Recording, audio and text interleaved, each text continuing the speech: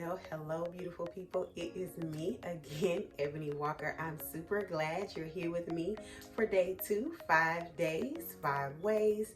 And of course, I am walking through the 5 pillars that I have laid out. The reason that I decided to become a coach and a mentor is because of the mental, physical, emotional, financial, and spiritual development that I like to use as pillars to lay a foundation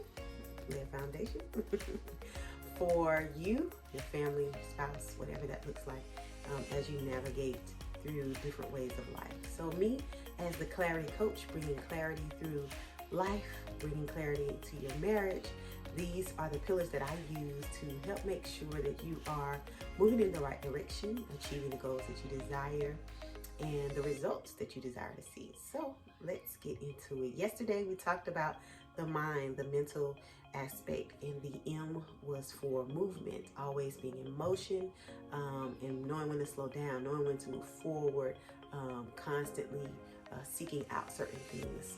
The I was for inner, those inner thoughts, the things that you are dealing with within yourself. The N was for your no, the power in your no, and that D was for discernment. So now the reason I got into being a coach and a mentor was because of the way that I felt when I was having my children in my marriage. There are a couple of different things that I struggled with, but the main one was postpartum depression. After my daughter and after my sons, I found myself in a position where I was trying to really understand where I was, what I was doing, why I was doing it. Nothing made sense to me. There was this fog that just consumed my mind, and I was really working on how to navigate through that. Now, I did go see a therapist. I did spend some time talking to a professional, but one of the other things that I figured out was that there were some goals that I needed to set for myself, and working with coaches and going to a counselor with my spouse, there were just some different strategies that they gave us that we were able to put in place that really helped me navigate that postpartum depression space, and being able to come out on the other side was so important to me. So when I found myself just really looking through those different strategies and ways that I saw myself being able to grow and become a better person, that's when I knew, hey, I know that there are other people that may have gone through things like this, and I want to be able to help them too. So that's why I really focus on women in business who are also mothers, because that's the same space that I found myself in as I began to navigate through what it looked like for me to make it on the other side of postpartum depression.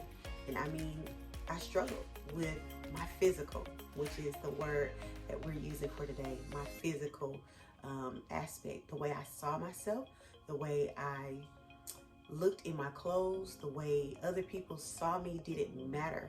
It was really about how I saw myself, and I would look in the mirror oftentimes and not like what it was that I saw.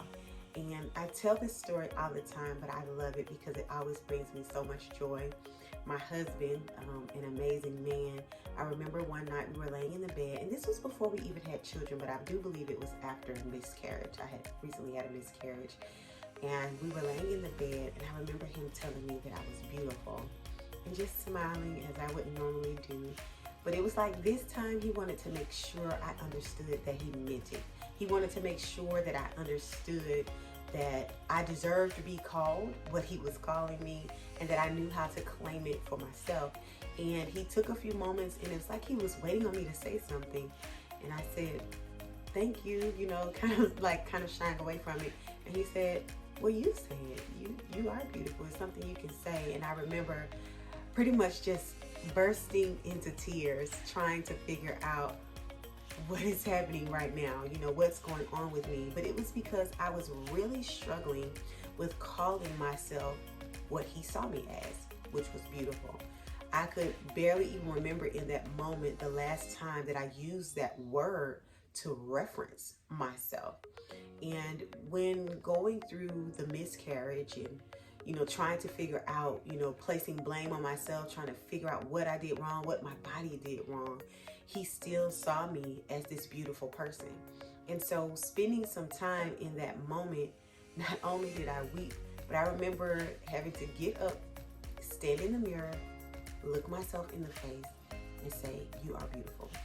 You are beautiful. So hopefully in this moment you can do the same. Just look at me in the camera, and I want you to say, I am beautiful, because you are. Even if it's a dad or uncle or someone watching, being able to call yourself handsome, or just, I love myself, being able to affirm yourself. It was the physical aspect, that physical foundation of who I see now, but who I saw myself then. It was really hard for me to grasp hold to the way others saw me.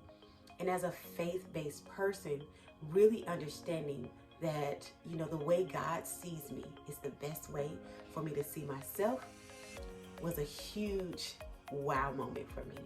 And it wasn't something that I didn't know, but it's just that point in life where it comes to your remembrance, where the scriptures begin to really ring true in your heart, in your mind, in your spirit, where you find yourself saying, you know what, that's it right there. And so when I got to the point where I could receive what my husband was saying and accept it as true, that is the moment where I found a bit more freedom in who I am and what I desire to do. So let me hear you say it. I am beautiful. You are beautiful. You're handsome. You are worthy. And so that physical aspect, the reason I made physical one of my pillars is because we have to take care of our physical, making sure we have goals in place that we can achieve, attainable goals, and then maybe some, that are maybe 3 to 5 year, those far reaching. I'm really big on the 30, 60, 90, making sure that you have physical goals you can achieve, looking at how you work out, whether you can add in a few days a week. I love using my watch, and I do exercises, and I focus on closing my rings one day at a time. And that's really what you can do as well.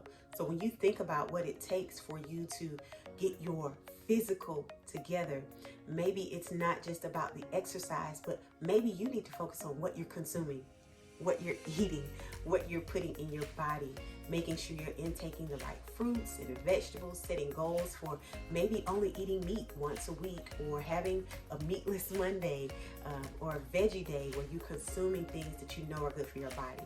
And then, making sure you're drinking water, tons and tons of water. The first thing that you should consume when you wake up in the morning is those 4 to 8 ounces of water, and I love to see on social media when people wake up first thing in the morning, you see them pouring that water in their favorite cup. So even if you need to find a cup that you love, that you can focus in on, it will help you maintain that consistency of getting up, drinking the water, putting it into your body the way that you need. So when you look at physical, don't just think about working out. Think about what you're putting into your body. And of course, going back to our first word of the day, the mind.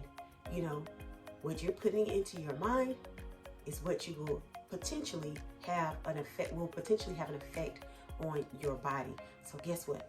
You have to start thinking, you know what? I can work out. I can do this. I can just a little bit a day. Even if you're just walking for a few moments a day, that will help you with that physical aspect. So I hope that you are going to spend a little bit of time working on what it is that you desire to do. Make a plan. Do something I like to call backwards planning.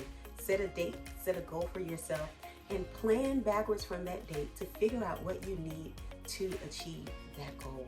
So when you're focused on your physical, guess what? Set those goals so that you can meet those goals.